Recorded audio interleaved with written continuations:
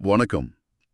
இன்னைக்கு நாம ஓஷோவோட அஷ்டவக்ர மகாகீதா சொற்பொழிவிலிருந்து ஒரு முக்கியமான பகுதியச்சும் ஆழமா பார்க்க போறோம். இது அவருடைய 49வது ஆடியோ. ஞானம், தனிமை, திருப்தி. இத பத்தி நாம பொதுவா நினைக்கிறதுக்கு அப்படியே உள்டமான சில கருத்துக்களை அவர் இதுல முன்வைக்கிறார். ஆமா, இதுல அவர் ஆரம்பிக்கிற இடமே ரொம்ப சுவாரஸ்யமா இருக்கும். ஒரு அடிப்படையான கேள்வியோட தான் தொடங்குவார். ஆமா, அந்த கேள்விதான் இந்த முழு உரையாடலுக்கும் அச்சாணினே சொல்லலாம். கேள்வி இதுதான்: நாம ஞானம் அடையறதுக்காக தனிமையை தேடி போறோமா, இல்ல ஞானம் அடைஞ்சதுக்கு அப்புறமா அதோட ஒரு விளைவா நமக்கு தனிமை கிடைக்குதா? கரெக்ட். அதாவது, இமயமலைக்கு போனா ஞானம் கிடைக்குமா, இல்ல ஞானம் கிடைச்சா நீங்க எங்க இருந்தாலும் அது இமயமலைதானா? சரியா சொன்னீங்க. ஏன்னா நிறைய பேர் மனசுல ஒரு எண்ணம் இருக்குல்ல, எல்லாத்தையும் விட்டுட்டு எங்கேயாவது போயிடணும், அப்பதான் நிம்மதி கிடைக்கும் அப்படின்னு. ஆனா ஓஷோ அதை உடைக்கிறார். ஆமா, தனிமைங்கிறது ஞானத்துக்கான பாதை இல்ல, அது ஞானத்தோட பலன், ஒரு கான்சிக்வன்ஸ்னு சொல்றாரு. இது கேட்கவே ஒரு மாதிரி வித்தியாசமா இருக்கு. ஆமா, ஏன்னா நம்ம கூட்டத்தை வெளியில தேடிட்டு இருக்கோம். ஆனா ஓஷோ சொல்றாரு, உண்மையான கூட்டம் வெளியில இல்ல, அது உங்க மனசுக்குள்ளதான் இருக்குன்னு. இதுக்கு ஒரு கதை சொல்வாரே, ஞானி பயாஜித் பத்தி. அதேதான். பயாஜித் கிட்ட ஒரு இளைஞன் வரான். நான் என் மனைவி, குழந்தை, சொத்து எல்லாத்தையும் விட்டுட்டு வந்துட்டேன்னு ரொம்ப பெருமையா சொல்றான். அதுக்கு பயாஜித் சிரிச்சுக்கிட்டே, இல்ல தம்பி, நீ மொத்த கூட்டத்தையும் உன்னோடையே கூட்டிட்டு வந்திருக்கேன்னு சொல்றாரு. புரியலையே, அவன் தான் எல்லாத்தையும் விட்டுட்டு வந்துட்டேன்னு சொல்றானே. அதான் விஷயமே. அந்த ஞானி சொல்றாரு, சரி கண்ண மூடி பாருன்னு. ஓகே. அந்த இளைஞன் கண்ண மூடினதும் அவன் மனைவி அழுதுகிட்டு நிக்கிற காட்சி தெரியுது, அவன் நண்பர்கள் முகங்கள் தெரியுது, அவன் விட்டுட்டு வந்த வியாபாரம் மனசுக்குள்ள ஓடுது.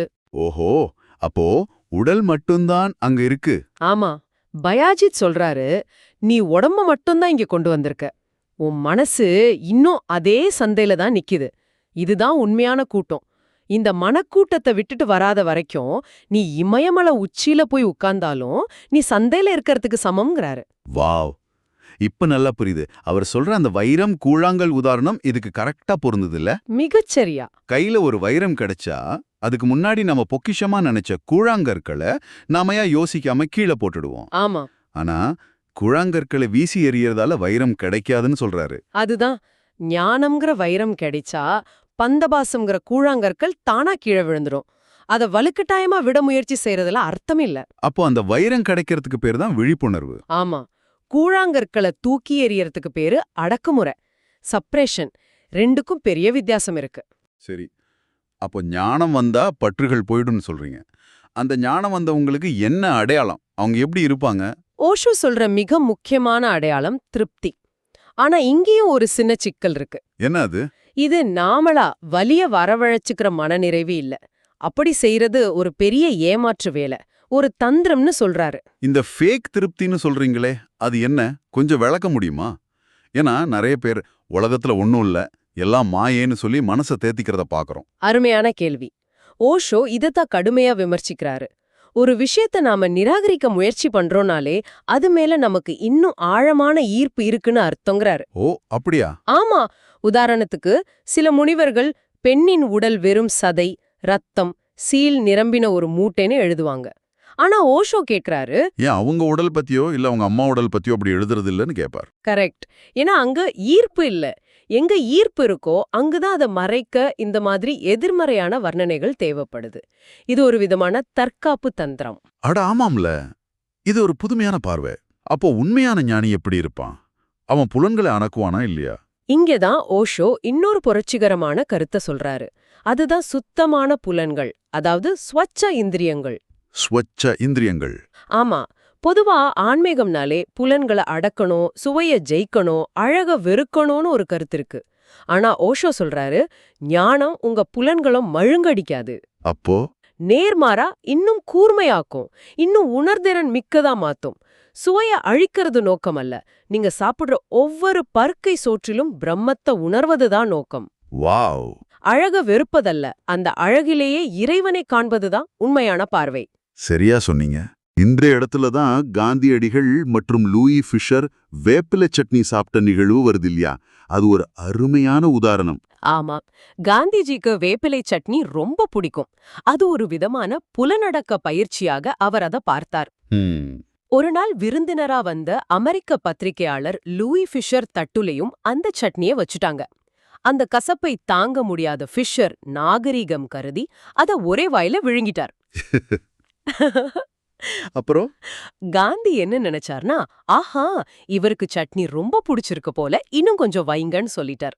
பாவம் அந்த மனுஷன். இதுல ஓஷோ என்ன சொல்ல வர்றாருன்னா, காந்தி சுவைய அடக்க முயற்சி பண்றாரு. இது ஒரு விதமான வன்முறை. ஆமா, ஆனா ஒரு ஞானியோட புலன்கள் தூய்மையா இருக்கும்.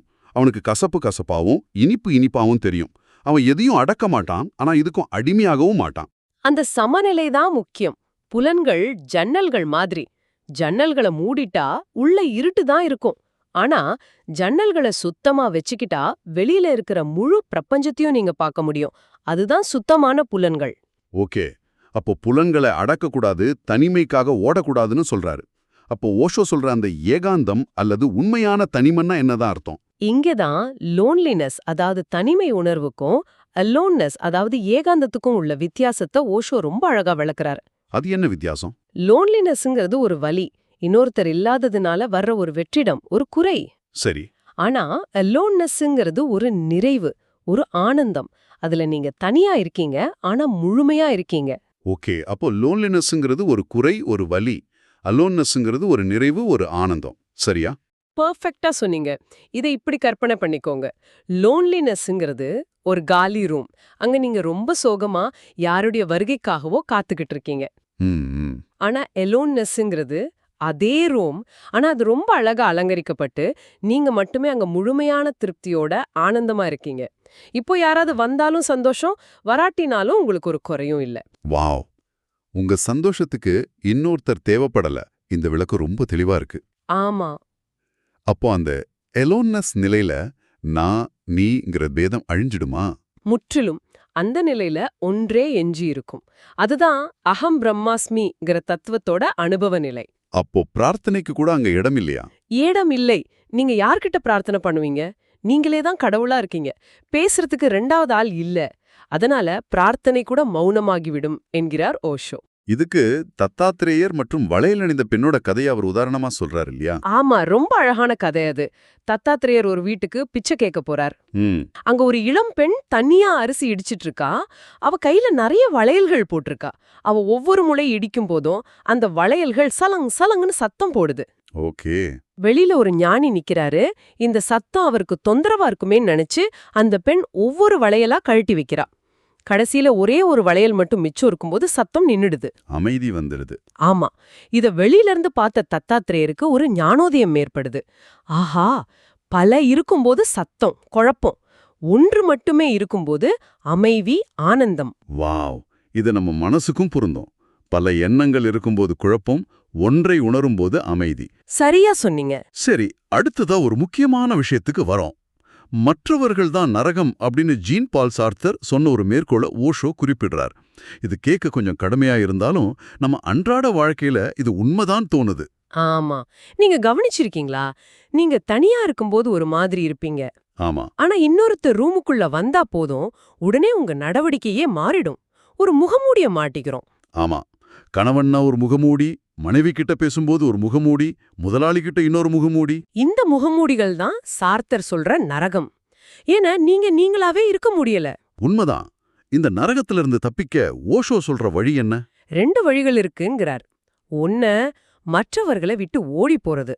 காட்டுக்கும் மலைக்கும் போறது. ஆனா அது வேலைக்காகாதுன்னு முதலே சொன்னீங்களே. ஆமா, ஏன்னா அங்கேயும் ஒரு காகம் வரும், ஒரு மான் வரும். மற்றவர் ஏதோ ஒரு ரூபத்துல வந்துடுவார். முக்கியமா உங்க மனசுக்குள்ளே இருக்கிற மத்தவங்கள உங்களால விட்டுட்டு போக முடியாது. அப்போ உண்மையான ஆழமான வழி என்ன?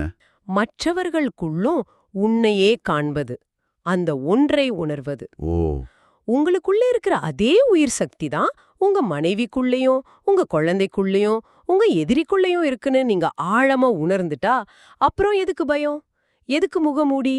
எதுக்கு ஆதிக்கம் செலுத்தணும்? ஆமா, நம்ம குடும்ப உறவுகள்ல இருக்கிற அத்தனை சிக்கல்களுக்கும் காரணம் இந்த மற்றவருங்கிற பேதம்தான்.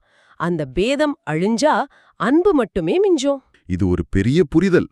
இதன் உச்சகட்டமாக க்ஷுத்ராஷை மற்றும் மகாஷை என்ற நிலைகளை விளக்குகிறார். அது என்ன? க்ஷுத்ராஷைனா ரொம்ப சின்ன விஷயங்களை விரும்புறவங்க.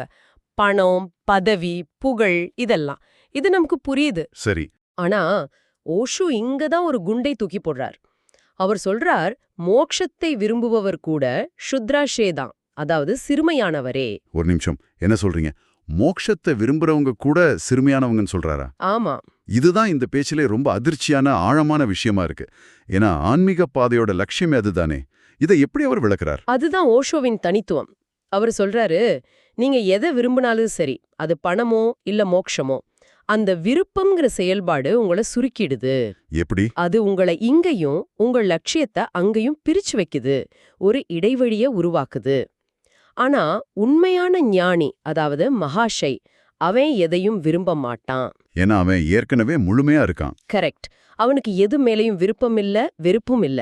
விருப்பம்ங்கிறதே ஒரு குறைபாட்டோட அறிகுறி. உண்மையான மோட்சம் என்பது எந்த விருப்பமும் இல்லாத நிலை. அதனால மோட்சத்தை விரும்புறது முரண்பாடானது. அட எங்கப்பா, இது நாம யோசிக்கிறதையே தலைகீழா மாத்துது. அப்போ மொத்தத்துல ஓஷோ சொல்றது என்னன்னா, எதையாவது பண்றதை விட இருக்கிறத உணர்றது தான் முக்கியம். செயல் இல்ல, விழிப்புணர்வு தான் பாதை. எக்ஸாக்ட்லி. அதனாலதான் அவர் எந்த பயிற்சியும் சடங்கையும் கொடுக்கறதில்ல. அப்போ என்னதான் செய்யணும்? அவர் சொல்ற ஒரே பயிற்சி, கண்ணை மூடி உள்ள போய் நான் யார்னு தேடுறதுதான். இது ஒரு கேள்வி பதில் விளையாட்டு இல்ல. நான் யார்னு நீங்க கேட்டுக்கிட்டே இருக்கும்போது ஒரு கட்டத்துல பதில் வராது. ஆனா கேள்வி கேக்குற ஆளே காணாம போயிடுவான். அந்த அனுபவம் மட்டுமே மிஞ்சும். அந்த அனுபவத்தோட விளைவுதான் யதாபிராபத்துன்ற நிலையா? ஆமாம். யதா பிராபத்னா எது கிடைக்கிறதோ அது அப்படியே எந்த விதமான தீர்ப்பும் இல்லாம ஏற்றுக்கொள்ளப்படுது. வாழ்க்கை ஒரு போராட்டமா இல்லாம ஒரு கொண்டாட்டமா மாறுது. சரியா சொன்னீங்க. ஒரு மாஸ்டர் சர்ஃபர் மாதிரி. அவர் அலைகளை கட்டுப்படுத்த நினைக்க மாட்டார், சரியான அலைக்காக காத்திருக்க மாட்டார். விழிப்புணர்வோடு இருப்பார். ஆமா. அலை வரும்போது அதன் மீது முழு கவனத்தோட சவாரி செய்வார். அதுபோல வாழ்க்கையின் அலைகளை எதிர்க்காம அதனோட இயைந்து பயணிக்கிறது தான் யதா பிராபத். தொடர்ச்சியான நன்றியுணர்வு வெளிப்படும். இதுவே ஞானத்தின் உண்மையான பலன். அருமை. இந்த உரையாடல் மூலமா ஓஷோவோட ஆழமான கருத்துக்களை ரொம்ப தெளிவா புரிஞ்சுக்க முடிஞ்சது. இறுதியா நீங்க யோசிக்கிறதுக்காக ஒரு சிந்தனை. ஓஷோ சொல்றாரு, நாம வெளி உலகத்துல எல்லாத்தையும் தேடுறதுக்கு முன்னாடி நம்ம உள் வீட்டுக்குள்ள தேடணும்னு. ஒருவேளை நீங்க உங்க வாழ்நாள் முழுசும் தேடிக்கிட்டு இருக்கிற அந்த நபர், அந்த புதையல் உங்க வீட்டுக்குள்ளேயே ஒளிஞ்சிருந்தா, நீங்க அவரை தேடி உலகமெல்லாம் சுத்திட்டு கடைசியா களைச்சு போய் வீட்டுக்கு திரும்பி வரும்போது அவர் உங்களுக்காக அமைதியா காத்துக்கிட்டு இருந்தா, அவரை கண்டுபிடிக்கிற அந்த கடைசி தருணம் எப்படி இருக்கும்னு எப்போதாவது யோசிச்சு பார்த்திருக்கீங்களா?